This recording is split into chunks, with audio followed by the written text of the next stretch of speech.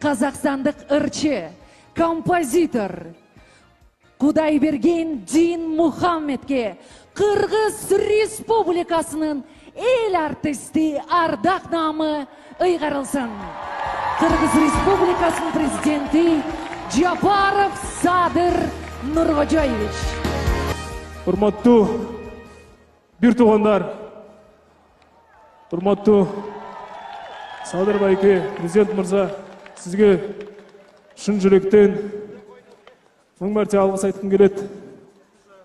Бұл марапатты жалпы менің сіңірген еңбегімнің құрметіне берілген деп қабылдағым келіп тұрған жоқ әзірге. Аванспен алдағы уақытта ел мен елдің арасында мызғымас бірлік үшін жасалатын қызметке аванс есебінде берілді деп қабылдаймын.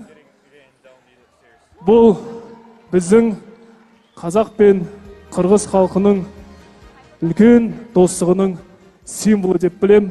Барлық қазақ халқына көрсетілген құрмет деп білем. Сол себептен елдеріміз аман болсын, жұрттарымыз тыныш болсын, мәңгі бақи қазақ қырғыз жасай берсін. Чоң рахмат!